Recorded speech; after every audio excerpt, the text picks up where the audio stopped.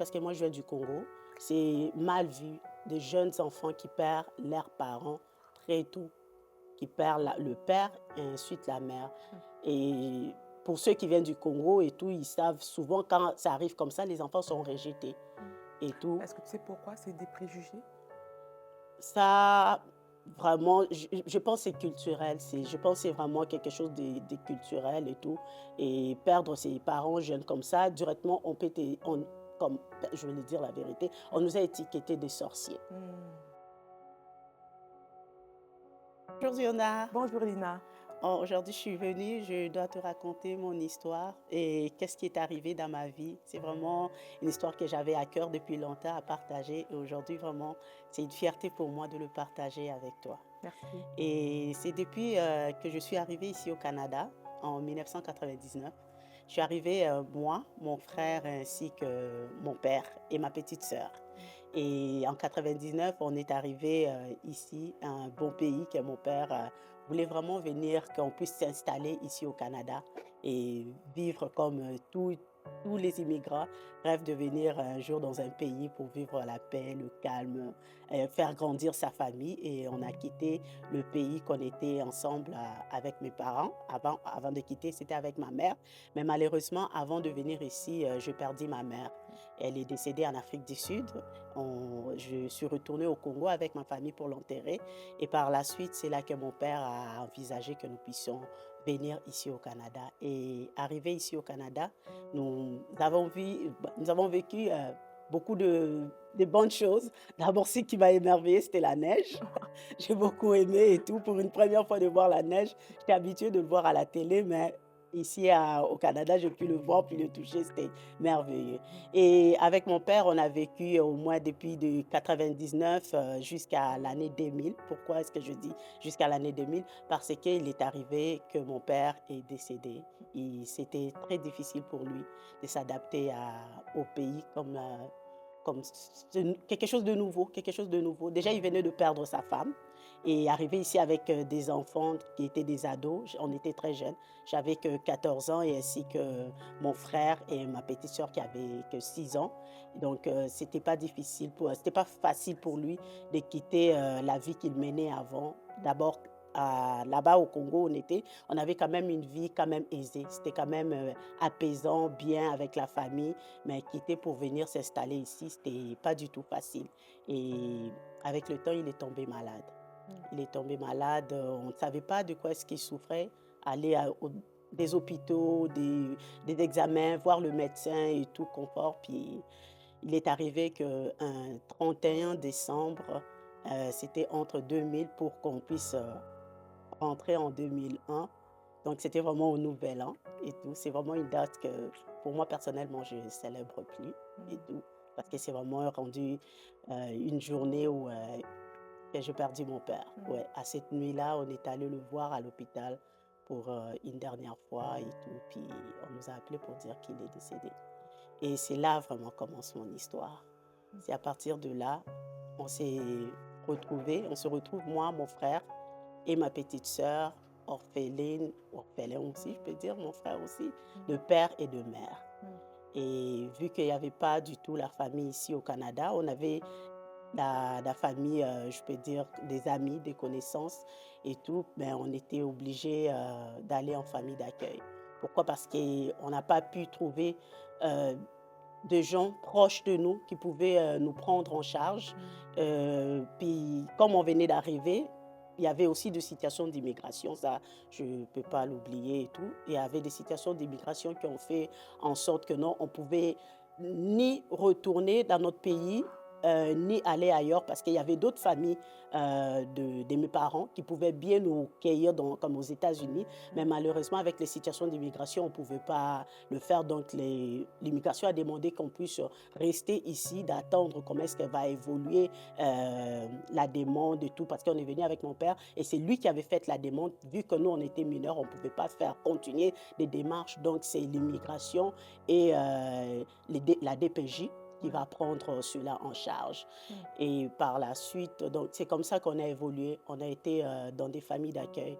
Mais dans cela, ce que je peux souligner, on avait quand même des amis, des connaissances que mon père connaissait ici et tout, qu'on a connus depuis l'Afrique, qu'on a grandi avec, Mhm. mais ils n'ont pas eu, comment, ils n'ont pas pu nous accueillir comme nous Prendre en prendre charge. en charge chez eux. Pourquoi? Parce que déjà, chez nous en Afrique, parce que moi je viens du Congo, c'est mal vu des jeunes enfants qui perdent leurs parents et tout, qui perdent le père et ensuite la mère. Mm. Et pour ceux qui viennent du Congo et tout, ils savent souvent quand ça arrive comme ça, les enfants sont rejetés Mm.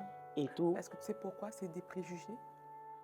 Ça, vraiment, je pense que c'est culturel. Ok. Je pense que c'est vraiment quelque chose de culturel et tout. Et perdre ses parents jeunes comme ça, directement, comme je vais le dire la vérité, on nous a étiquetés de sorciers Mm. et tout. Comme quoi, parce qu'on a perdu nos parents trop jeunes. Mm. Et donc, c'est de la sorcellerie. Donc, ces enfants et tout ça, c'est des enfants sorciers, comme on les dit chez nous. Et on a vécu, ça, c'est pas au Congo qu'on l'a vécu, on l'a vécu ici, au Canada. Et ça se répandit presque partout dans notre communauté et tout, qu'on a perdu nos parents. Et c'était vraiment, c'était difficile, c'était pas facile. Mais par la grâce de Dieu, il y a des familles d'accueil qui nous ont recueillis, la DPJ. Donc, on a été pris en charge par la DPJ et c'est la DPJ qui nous ont trouvé de familles d'accueil. Et je bénis le Seigneur parce qu'on est passé dans des très bonnes familles d'accueil qui étaient vraiment des personnes très aimantes qui nous ont donné, je peux dire, qui ont accueilli notre situation et qui ont accepté de nous accueillir, nous trois. Parce que des fois, dans des familles d'accueil, ça arrive que non, vous êtes divisés. C'est ça. Mais nous, par la grâce de Dieu, comme des familles d'accueil qu'on a fait vraiment principalement, il y en avait une famille d'accueil ici à Montréal et par la suite, il y a une autre famille d'accueil qui nous ont accueillis à Saint-Jérôme, mais ils nous ont accepté De vous comme de nous garder garder ensemble. ensemble. Wow. Et des années ont passé, on est resté là et il arrive un jour, comme je t'avais dit par rapport à la situation de l'immigration, on nous a envoyé le document pour être déporté, qu'on doit Oh. retourner dans notre pays. Mm. En étant mineur, moi, mon frère et ma soeur, on doit retourner au Congo. Et ça, je te le dis Mm. parce que qu'est-ce qui est arrivé? Que au Congo, on n'a personne. Mon père, ma mère, mon père est décédé ici, ma mère est décédée en Afrique du Sud avant d'arriver au Canada Wow. et on se retrouve celle de laisser à nous-mêmes. Est-ce que vous savez pourquoi que ça a été refusé? Vu que c'était mon père qui avait fait la demande à l'immigration et comme il y avait pas, c'était plus possible de faire la continuité Ah du oui. démarche, donc il n'y avait plus personne pour prendre comme les papiers d'immigration en Mm. charge et la DPJ comme ils se connaissent pas trop dans ces affaires-là d'immigration et tout. Alors, vu qu'il n'y avait pas de suite, alors l'immigration avait juste pris la décision de nous déporter. Mm. Mais grâce à Dieu, on a des connaissances de gens tout autour de nous. J'ai pu partager cette histoire avec un ami qui a pu me référer avec la communauté congolaise, comment est-ce qu'on pouvait faire des démarches Oui. pour que cela puisse aller positivement. Ok. Et en faisant ça, avec l'ami que j'avais rencontré qui m'a montré qu'est-ce qu'il devait faire et tout. La Mm. communauté congolaise a pu nous aider. Et aussi, une chose même, on a même passé à la télé, Oh. à TVA, oui, parce qu'on était trois mineurs que l'immigration a décidé, trois mineurs orphelins, Mm. que l'immigration a décidé de déporter au Congo sans aucune ressource, pas de Incroyable. parents, pas de famille, rien du tout. Mm. Alors, cela a fait bouger les choses, si je peux le Oui. dire ainsi. Mais comment vous Et vous sentiez, toi et tes frères et sœurs, pendant les démarches? Vous étiez inquiets? Est-ce que vous aviez peur? Comment vous avez moi, fait de pour mon côté, avoir espoir? Oui. personnellement, je peux te dire la vérité, je n'étais pas inquiète. Il y Mm. avait une confiance en moi, malgré ce temps-là, je ne connaissais pas encore le Seigneur et tout. Mm. J'étais encore jeune, mais j'avais une confiance. C'est comme quelque chose qui me disait, ne t'inquiète pas. J'avais une assurance en moi qui me disait comme, ne t'inquiète pas, tout va bien aller. J'étais vraiment en paix. Et vu que je suis l'aînée de la famille, la première, Mm. donc c'est comme si je transmettais directement ce courage-là, cet espoir-là. Bon, ma petite sœur en avait que 6 ans, fait qu'elle ne comprenait pas grand-chose, Mhm. mais je puis transmettre ça, c'est comment je peux dire, cette énergie positive Oui. dans la vie de mon frère et de ma sœur, comme de ne pas s'inquiéter, Wow. tout va bien aller. Et par la grâce de Dieu, un beau jour, on nous appelle comme quoi l'immigration nous dit que non, bienvenue au Canada, vous êtes des Oh, résidents. waouh! Et je dis merci au Seigneur pour Mmh. ce qui s'est passé. Et là, c'est la continuité de mon histoire. Mmh. Après avoir passé à l'immigration qui était parmi nos stress et tout, Dieu a fait en sorte que nous avons eu des documents ici au Canada. Et par la suite, c'est là j'ai passé de l'adolescence et tout. Avec la famille d'accueil, comme on dit toujours, dans l'adolescence, là, c'est pas facile. Les Mmh. personnes qu'on rencontre, les gens qui nous influencent et tout, Mmh. on rentre dans plusieurs choses. J'ai quitté la famille d'accueil pour me OK. retrouver dans des centres d'accueil pour filles, pour ados. Et tout, c'est vraiment là que je peux dire que je suis rentrée dans cette vie de débauche. Et tu avais quel âge à peu près à ce moment-là? Entre 15 16 ans. Mmh. Je n'avais pas encore mes 18 ans. C'était Alors tu vraiment avant arrives mes 18 ans. en famille, en centre d'accueil, c'est Oui, ça? en centre d'accueil. Et qu'est-ce qui arrive à ce moment-là? Et c'est là que je rencontre tout genre de personnalités. On se laisse influencer. Déjà, c'est difficile que tu n'as pas grandi avec tes parents comme ta mère qui pouvait être là comme l'exemple. Vraiment, comme j'ai perdu ma mère vraiment à l'adolescence, à 12 ans, Mmh. c'est vraiment l'âge qu'on comprend comment, que les parents commencent, je peux dire, à transmettre des valeurs dans nos vies, qu'on devient de plus en plus conscient et tout. Mais moi, je me suis juste allée vu que je ne connaissais pas mon identité non plus, je sais pas, donc j'essaie de, je peux dire, j'essaie de me former une nouvelle personne et aussi, je peux dire aussi une carapace pour ne pas faire sortir cette douleur Mmh. que j'ai vécue, cette tristesse, Ouais. surtout le rejet. Mmh. Parce que j'ai quand même fréquenté des personnes de ma communauté qui, beaucoup, quand dès comme ils ont reconnu la personne que Mmh. c'était moi, directement, j'ai été reconnue comme si j'étais une sorcière. Parce que Oui, c'est ça qui était presque répandu incroyable. dans les oreilles de tout le monde et tout. Mmh. Alors, c'est ça vraiment que là, tu ressens ce rejet, que Mmh. tu te retrouves seul dans un pays que qu'on avait l'image de venir vivre le bonheur. Oui, parce que comme on a vécu cette douleur de perdre notre mère et on s'attendait de venir ici avec déjà une chose que je peux souligner, j'ai plus vécu avec mon père ici au Canada qu'en Afrique. Pourquoi? Parce que c'était un homme d'affaires. Fait qu'il ne vivait pas trop avec nous, il ne venait que dans les temps de fête et il retournait dans son travail.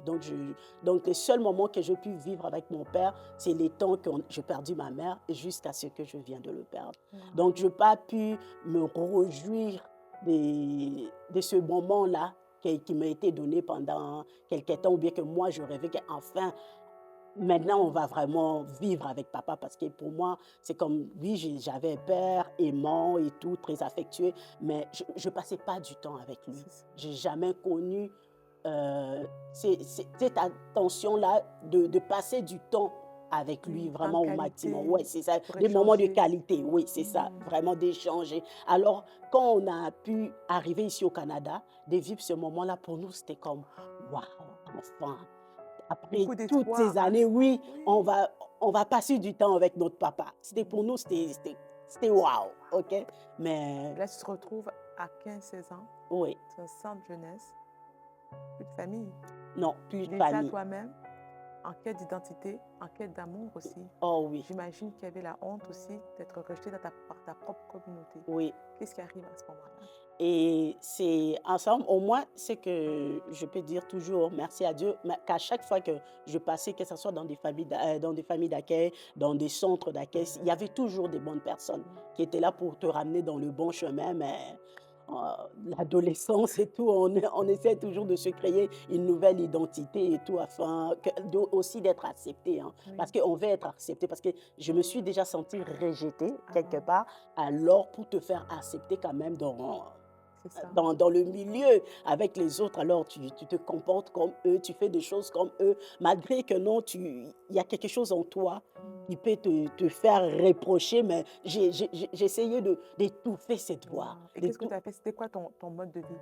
Quand tu parles que tu es rentré dans une ville de débauche, en gros, qu'est-ce que tu veux C'est dire par là? C'est Qu'est-ce que tu faisais comme ça? Bon, c'était vraiment, Mmh. c'était une vie de chum, OK. des copains, je peux OK. le dire ainsi, des Mmh. copains, des sorties, de s'amuser à tout le temps. Et malgré que j'étais dans un centre d'accueil, il y avait des conséquences si tu sortais et tout. Ben, ça m'était égalé, ça me disait rien. Moi, pour moi, c'est comme avoir de ce plaisir-là avec mes amis. C'est ça qui comptait pour moi. Pourquoi? Parce que c'est pas des choses que moi, j'ai pu vivre avec ma famille ou quoi que ce soit, mais pour moi, comme me réfugier en ça, Mmh. pour moi, c'était comme, c'était rendu comme, je peux dire, une béquille pour moi, Oui. un soutien pour moi. Ces amis-là, c'est comme, c'est eux, c'est ces amis-là qui m'aimaient. Ce sont des personnes qui m'ont aimé, ce sont des personnes qui m'ont accueilli, qui m'ont accepté telle que je suis. C'est Alors, comme ta nouvelle famille que tu ouais, t'es créée. ouais, c'est ça, Oui. c'est ça. Alors, c'est les fins de semaine, vendredi soir, on allait en boîte. Ouais, oh, c'est Mmh. ça. Puis, et là arrivent mes 18 ans. Mmh. Ah, là, je peux te dire, c'est comme si le niveau du mal a augmenté. Parce que là, c'est rendu, je suis à 18 ans, je suis libre, je suis chez moi, dans mon appart, je peux faire ce que je veux, je peux sortir quand je veux, je peux rentrer quand je... Donc, il n'y a plus personne qui peut m'interdire. Ah, tu as le droit de rentrer à telle heure et tout. Il n'y avait plus de heures ni d'entrée ni de sortie. Oui. Donc là, je peux te dire, c'est là vraiment qu'on je peux dire qu'on se sent laissé à nous-mêmes. Parce que dans ces temps-là, je me retrouvais quand même, parce que vu que j'étais dans un centre d'accueil, je peux le dire, aussi avec les autres amis, quand tu rentrais quand même à la maison, tu te retrouvais quand même avec d'autres personnes, C'est vrai. fait que ça te faisait un milieu de vie quand même heureux et Mmh. tout, puis tu prenais le temps de partager, de parler, mais là, tu te retrouves seule, en appartement, toute seule. Puis c'est comme la réalité, je peux dire, venait vraiment comme, c'est là que vraiment je vivais vraiment la réalité. Je suis seule. Mmh.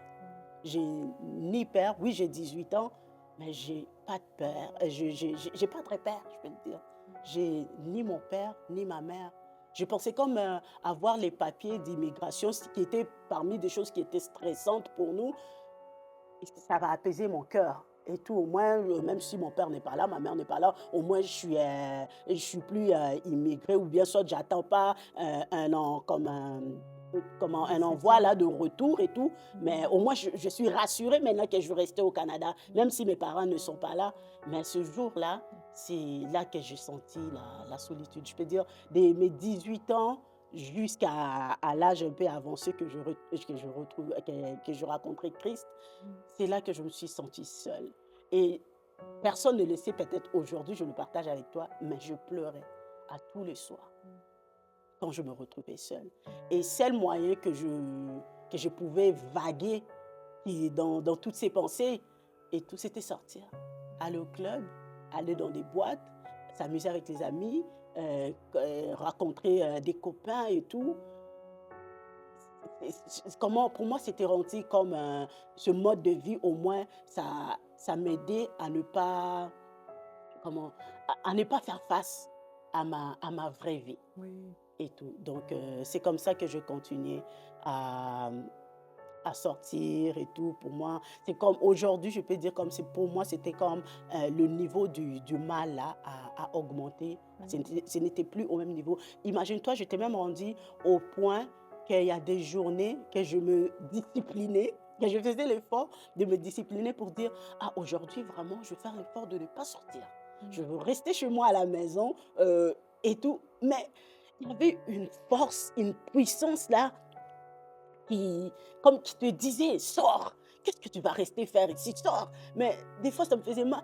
Je fermais mes yeux, j'avais juste envie d'ouvrir, puis voir ma mère qui me dit: «Lina, aujourd'hui, tu ne sors pas, tu es privée de sortir». Mais j'avais personne. C'est heu, comme je peux dire, c'est comme mon corps, mon esprit ou mon âme, je peux dire, est en train de s'étirer entre le deux. J'étais entre le deux mondes là et tout. C'est aujourd'hui, je peux dire, quand il y a j'attends des témoignages de d'autres personnes qui parlent de suicide et tout, je peux comprendre cela. Pourquoi? Parce que je vécu cela dans ma tête. Comment est-ce que non, que je me disais: «Non, je ne veux rien faire aujourd'hui, je ne veux pas rencontrer quelqu'un aujourd'hui, je veux juste être chez moi». Mais toutes ces pensées qui venaient comme me tirer pour dire comme: «Tu dois sortir, tu dois aller au club, tu dois aller faire ceci, tu dois aller faire cela. Et du Une coup, je perte de me contrôle complètement. oui, c'est ça. Je peux dire comme j'ai perdu le contrôle de moi-même. Ouais, j'ai perdu le contrôle de moi-même, de sorte que non, je ne pouvais plus dire un non à, je peux dire, à toutes ces voix qui me poussaient à sortir. Parce que quand ça me poussait à sortir, le but de ça, ce n'était pas seulement tu sors, tu vas au club, tu t'amuses et tout. C'était que non, après ça, c'est comme s'il y a, il y a un esprit de débauche après ça, tu vois. C'est comme tu vas au club, tu racontes des gens et tout, tu racontes des personnes. J'étais en appartement toute seule, fait que À 18 ans, c'est oh, c'est ça, exactement. tu es laissé à toi-même, fait Mhm. que tu te retrouvais toujours à faire des Ouais. choses qui Donc, étaient c'est comme si que cette solitude-là, ce besoin-là d'être entouré, d'être vu, de pouvoir échanger, de pouvoir euh, avoir du bon temps avec les gens, ah oui, te poussait jusqu'à perdre le contrôle, à te retrouver des endroits non non, recommandés. non, oui, c'est Au fond ça. de toi, tu regrettais d'être là, Oui, mais c'est tout ce que tu avais. oui, c'est ça. C'est que Wow. c'est comme mon besoin, j'avais juste besoin Hmm. d'être comblé d'un amour et ouais, d'être comblé d'amour, c'est juste ça. D'être comblé d'amour, d'être comblé d'attention, d'affection que j'ai pas pu avoir de mon adolescence, de dès que j'ai perdu mes parents jusqu'à l'âge adulte.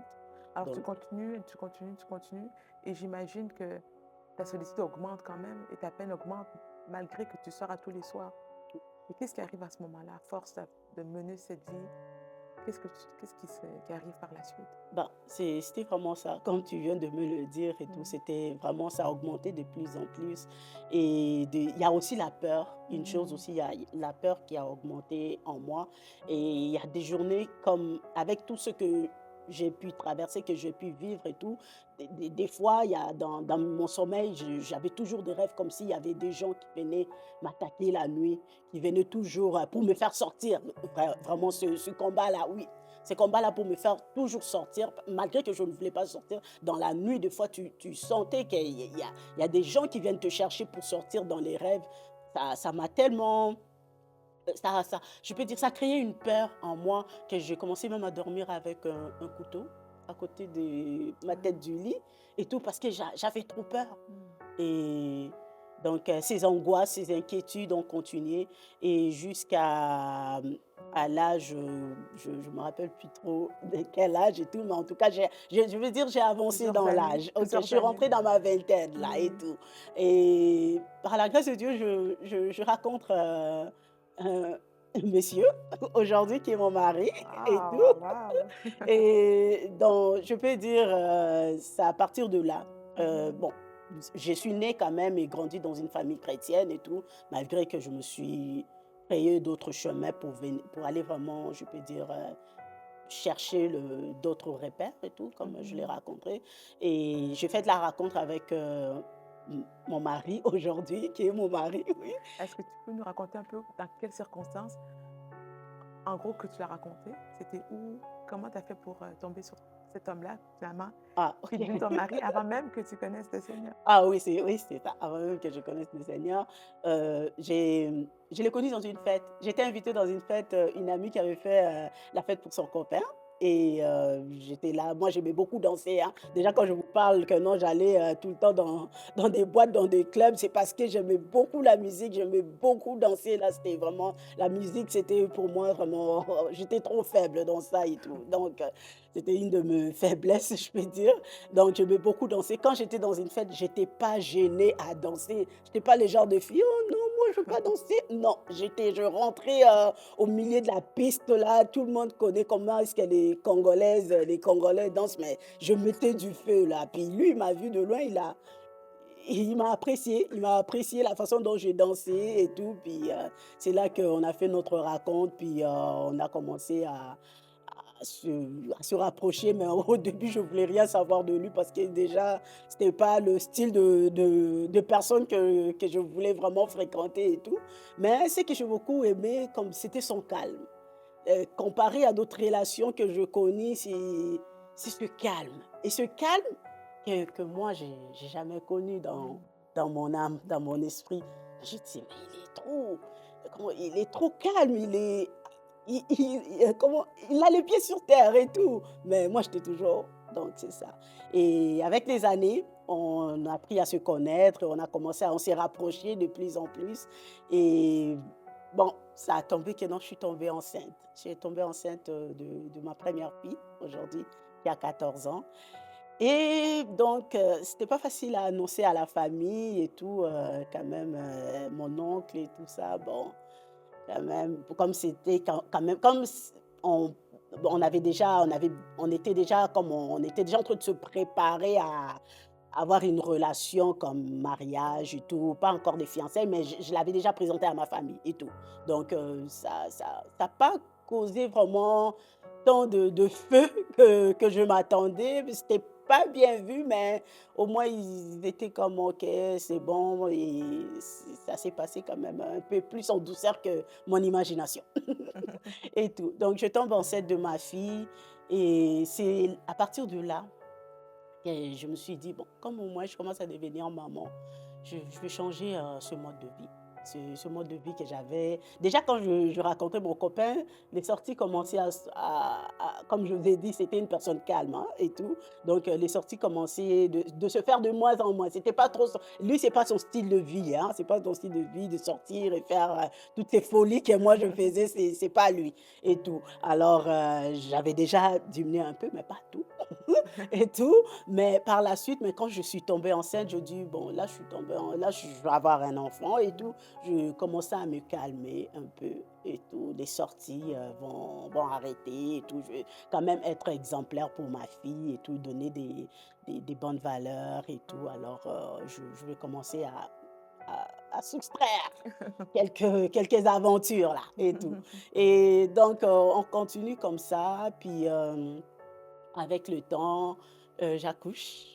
Ça arrive que non, les temps sont passés, ma grossesse, c'était quand même difficile. Oui, c'était difficile mon accouchement, ça s'est pas trop bien passé.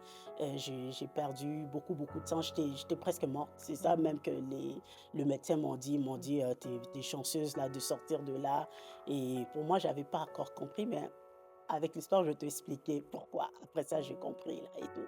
Donc, c'est vraiment ça.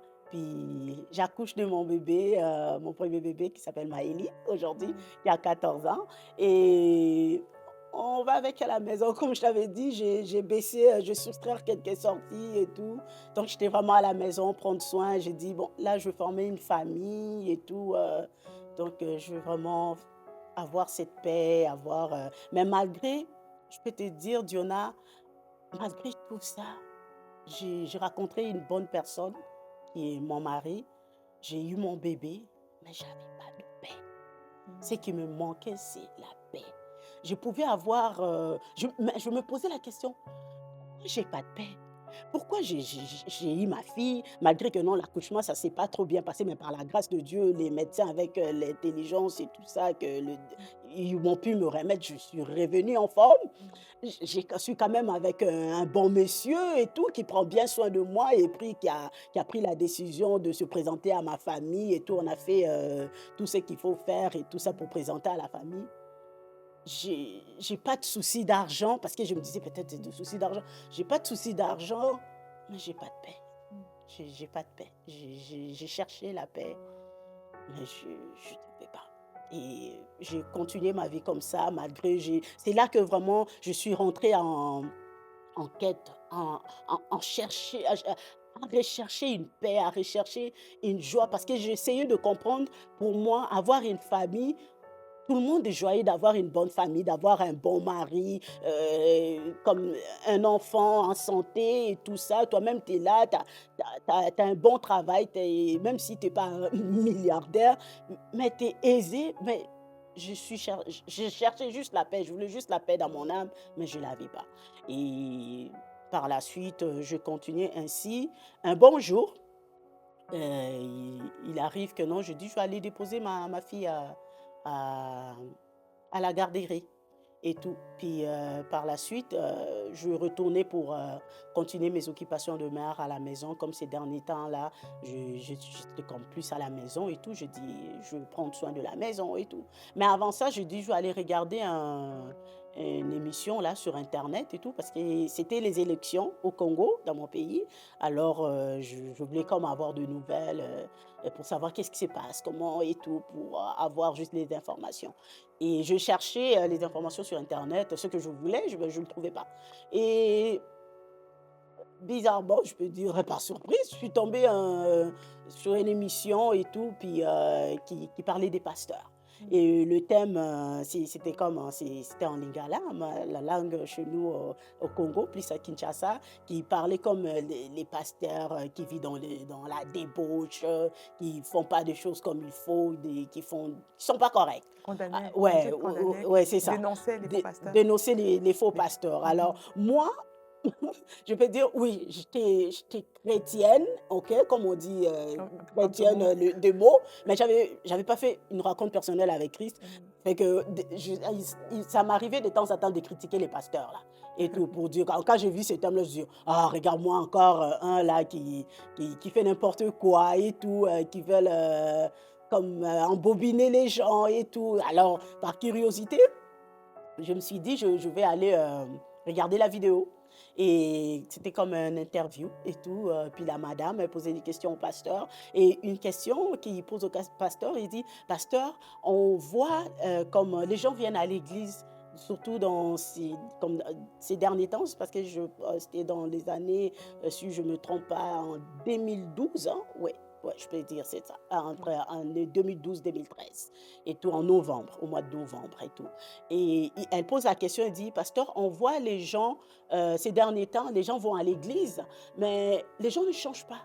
Ils viennent comme, c'est rendu comme une religion là, les gens viennent par habitude, mais les gens ne changent pas et tout, ils restent toujours dans les mensonges, dans le mal et tout».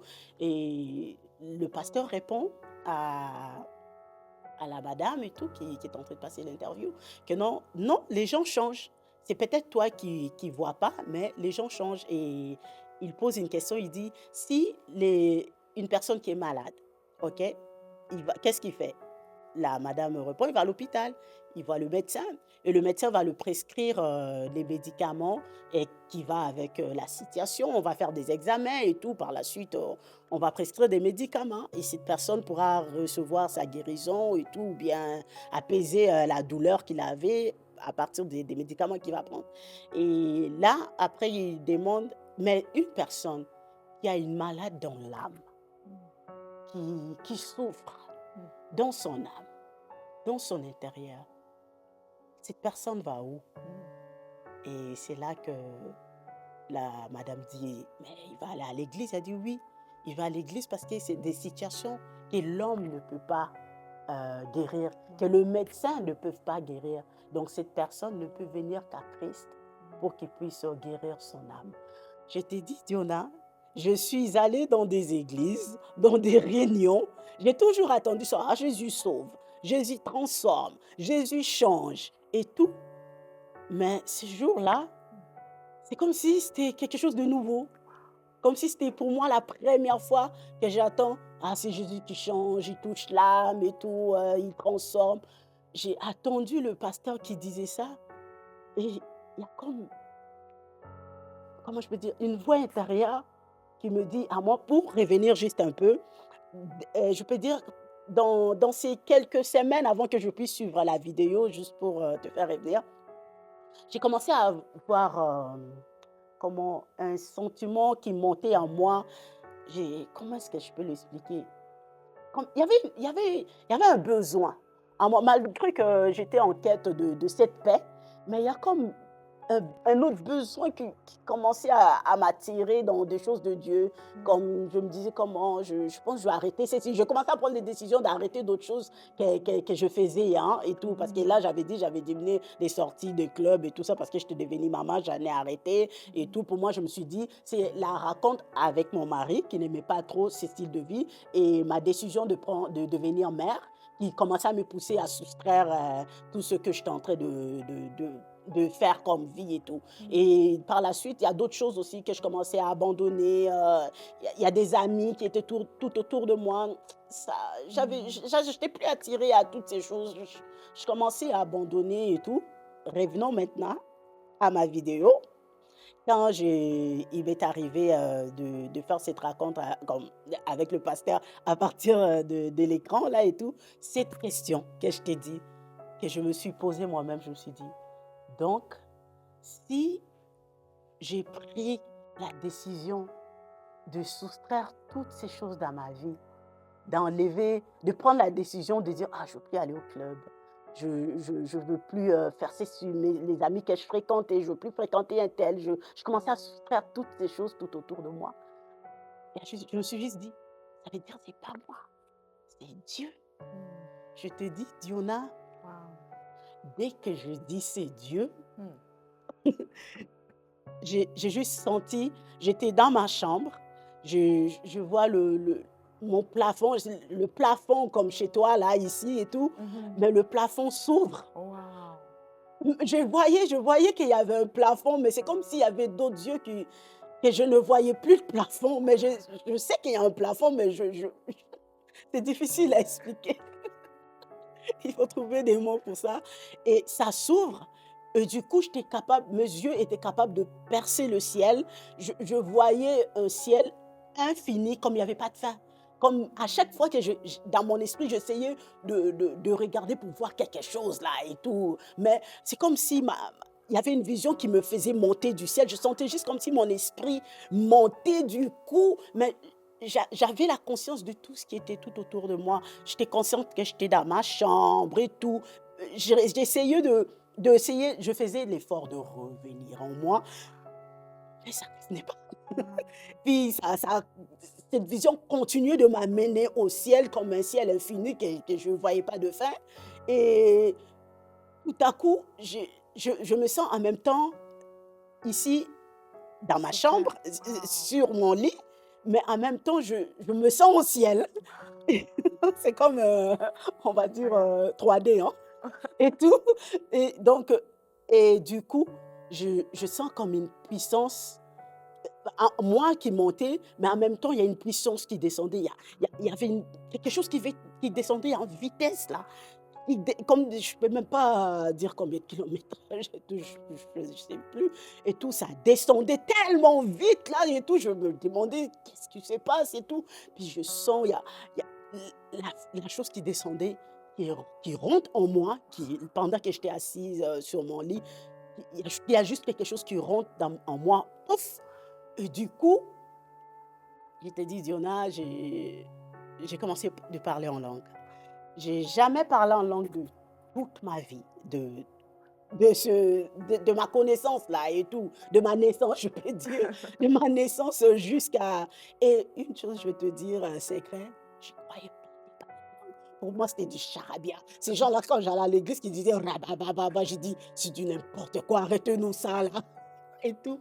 Mais je t'ai dit, Waouh. ces jours-là, c'est moi qui a parlé du charabia, hein, Quelle sans expérience. sans le vouloir. Comment je peux dire? Du charabia forcé Mmh. et tout. Puis je te dis, dès qu'il y a aujourd'hui, j'ai compris que c'était le Saint-Esprit. Amen. Avant, j'avais pas compris que c'est lui, le Saint-Esprit, Waouh. qui a eu cette vitesse-là qui est venue en moi, Mmh. j'ai été baptisée du Saint-Esprit et aujourd'hui, je le dis parce que j'ai donné ma vie à Christ, je comprends c'est quoi, mais avant, je savais c'est quoi. J'ai juste senti quelque chose qui m'a possédée, qui est rentré en moi. Je me suis mise debout, je commençais à parler en langue dans ma chambre, je courais partout et ce qui est, je peux dire, extraordinaire est que j'ai commencé à adorer le Seigneur. J'adorais le Seigneur en français, Diona. Je disais dans mon cœur, je voulais faire sortir les paroles en français. Je disais: «Seigneur, tu es bon». Sans que quelqu'un me pousse à adorer, sans qu'il y ait des instruments, sans qu'il y ait un modérateur qui me pousse à adorer, mais je commençais à adorer Jésus pour dire: «Seigneur, tu es bon, tu es merveilleux, tu es grand». Là, je te le dis. Tu comprends? J'ai dit: «Seigneur, tu es bon, tu es merveilleux, tu es grand». Mais Diona, je sentais, Seigneur, tu es bon, tu es merveilleux dans mon cœur. Mais dans ma bouche, ça sortait Rebacha. Waouh! Je dis, je n'arrive pas à parler français. Pourquoi je Waouh! n'arrive pas à dire, Seigneur, tu es bon dans ma langue? Mais ça sort. Je te dis, je me débattais pour Mmh. parler, pour parler la langue que moi je comprenais, que des choses qui étaient dans mon âme, dans mon cœur, que moi je pouvais attendre de mes oreilles. Je dis Seigneur, tu es bon. Mais quand je le sortais de ma bouche, ce n'était pas Seigneur, tu es bon. C'était des rires. Je dis, mais c'est quoi ça? C'est comme Wow. si on revenait, du coup, dans l'histoire que je t'ai dit, là aussi, j'ai perdu le contrôle de moi, mais Wow. en bon sens. Là, j'avais Amen. plus perdu le contrôle de moi parce qu'il y a un esprit qui Mm, me possédait à sortir pour aller dans le mal. mm. Mais là, maintenant, c'était un esprit qui me possédait d'adorer le Seigneur et qui avait vraiment pris le contrôle de moi et j'ai commencé à adorer le Et à Seigneur. partir de là, comment ta vie a changé? Est-ce que ce vide que tu ressentais, cette manque de paix qui te menait tous les jours, est-ce, comment ça a changé à partir de Et cette expérience? ouais, donc à partir de cette expérience qui était difficile, très difficile à accepter, tout autour de moi, surtout, vivre des expériences comme ça, il y a des gens qui ont vécu ça, qui sont directement traités, Mm, des folies, hein. mm, C'est souvent, il y a des gens qui ont vécu comme ça, puis les gens qui étaient tout autour d'eux n'ont pas pu bien les encadrer, les ouais, aider et ça s'est explosé autrement et tout, mais c'était difficile d'abord à accepter pour mon mari, il comprenait pas. Parce que je vous dis, si avant que j'arrive vraiment à cette évolution, j'ai écouté, j'ai attendu la voix de Dieu tous les jours. mm, Et dans cette même raconte, si, pour revenir un peu, et c'est là que le Seigneur commençait à me parler. Et il commençait à me démontrer combien j'étais important, que j'avais de la valeur. Tout ce mm, que j'avais ressenti en moi, que je n'étais pas important, j'avais pas de la valeur. Pourquoi est-ce que même Dieu m'a laissé vivre dans ce monde et tout? J'avais plus mes parents, même si j'avais mon frère, ma soeur. C'était vraiment, je peux dire, c'est- mon frère et ma soeur qui étaient vraiment, je peux dire, comment je peux dire, cette force oui, que j'essayais de me tenir pour garder cet espoir, cette force pour eux, je peux le dire ainsi. Je peux mm, dire comme, bon, dans des mots un peu, je peux dire comme je vivais pour eux. oui, Je me suis forcée à vivre pour mon frère, pour ma mm, soeur. Ben, mm, aujourd'hui, on vit pour Christ, mais dans ces temps-là, pour moi, je me forçais à vivre pour eux parce qu'il m'est arrivé d'avoir des pensées à me ôter la vie parce que je trouvais la vie n'avait pas de sens tellement oui, que je manquais de paix et tout. Puis là, c'est vraiment dans ce parcours-là, dans cette rencontre que j'ai pu avoir avec le Seigneur, comme je te dis tantôt, c'est là que le Seigneur commençait à me parler tous les jours. Pour moi, c'était une rencontre merveilleuse. C'était comme ça. si le Seigneur t'a rééduqué. Oui, Il a commencé à t'apprendre oui, et à te cheminer vers ta nouvelle vie. oh oui. Est-ce que cette paix-là, tu t'as suivi jusqu'à aujourd'hui?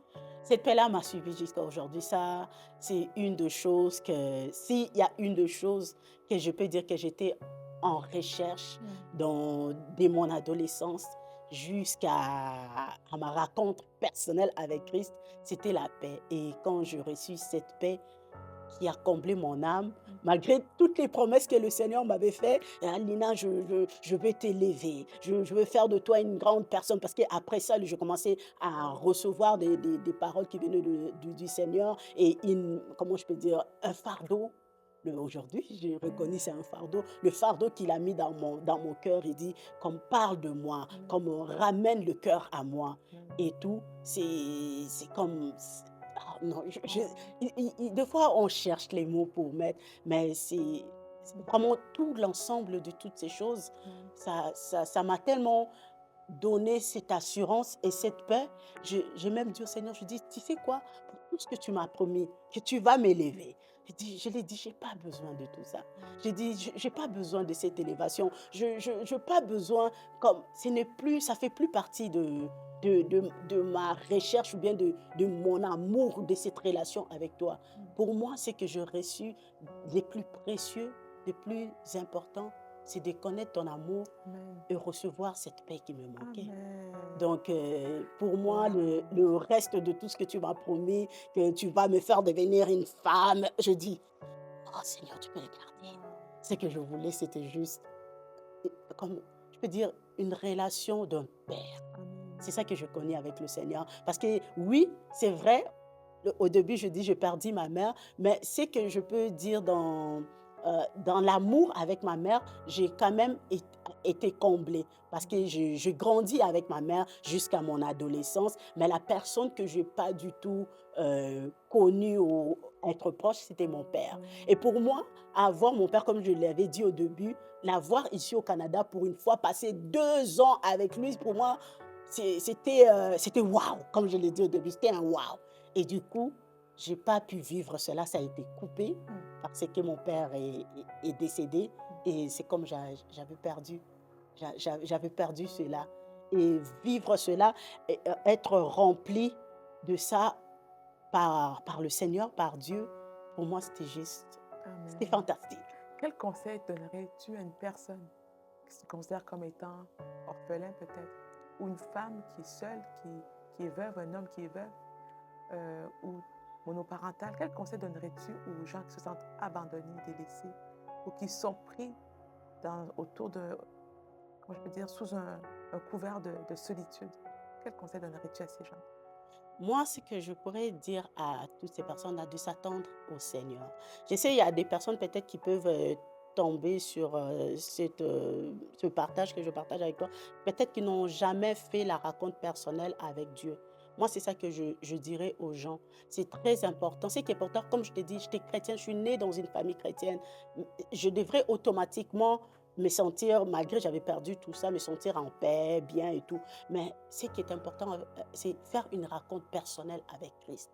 Ça, c'est la chose la plus merveilleuse. Parce que quand tu fais la raconte personnelle avec Christ, c'est là qu'il vient, il vient se personnaliser dans ta vie par rapport à l'état que tu es en train de vivre. Et moi, c'est ça qui me manquait. Et je dirais à toutes ces personnes qui vivent le rejet, la solitude, ce manque d'amour, qui se sentent qui se sentent qui n'ont plus de valeur, qui n'ont plus d'espoir, d'avoir cette raconte personnelle avec Christ. Peut-être aussi la personne de dire, ah, j'ai déjà fait ma raconte personnelle avec Christ, et tout. Mais aussi de bâtir l'intimité Mmh. avec lui. C'est ça, c'est l'intimité avec lui qui fait en sorte que nous, qu'on se sent comblés, que les vides qui est en nous puissent disparaître, puissent se dissiper et qu'on puisse se sentir que je suis rempli de l'amour de Dieu. Je suis rempli, pour moi, personnalisons Christ Wow. par rapport à notre situation. Amen, amen. Ouais. Est-ce que tu pourrais prier pour les personnes en ce moment, ils écoutent ton témoignage avec moi et qui se disent, j'ai besoin de cette rencontre avec Dieu aussi. J'ai besoin d'expérimenter aussi l'amour de Dieu. Et j'ai besoin aussi de ressentir sa présence, me combler de sa paix, parce que je n'ai jamais connu la paix, j'ai jamais connu l'amour. Et aujourd'hui, c'est ce que je j'aimerais vraiment connaître par la grâce de Dieu. Amen. Ok. On va prier. Père éternel, je te rends gloire, Seigneur, pour cette grâce que tu as encore accordée à mon frère, à ma soeur, peu importe la personne qui peut suivre cette conversation de moi et Diona, c'est aujourd'hui. Je te prie, Seigneur, pour toutes ces personnes qui se sont rejetées, toutes ces personnes qui ont manqué d'amour, qui ont manqué cette joie de vivre, aussi, surtout toutes ces personnes qui ont manqué l'amour dans leur famille. Il y en a plusieurs pères qui ont de la famille, qui ont peut-être un père, une mère, une famille, mais qui se sentent rejetés dans leur propre famille, qui se sentent comme s'ils étaient des étrangers dans leur propre famille.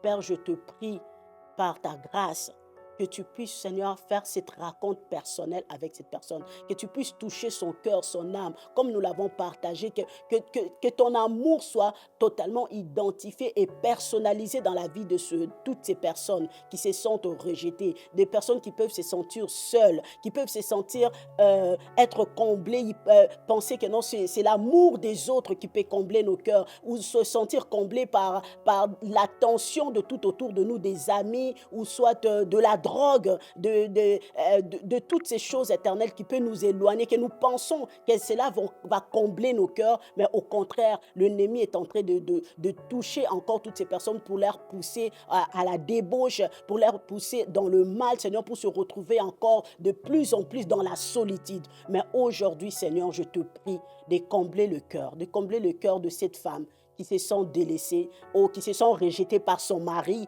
qui se sent rejetée par ses parents, toutes ces personnes, Seigneur. Nous te prions, Seigneur, que tu touches le cœur ainsi qu'un cœur se sent comblé de paix, de joie, d'amour que le monde ne peut donner au nom de Jésus-Christ. Amen. Amen. Merci beaucoup, Lina, pour ton témoignage incroyable et merveilleux. Merci. Merci pour Gloire à d'avoir Dieu. raconté, d'avoir partagé avec nous. Que Dieu te bénisse. Merci.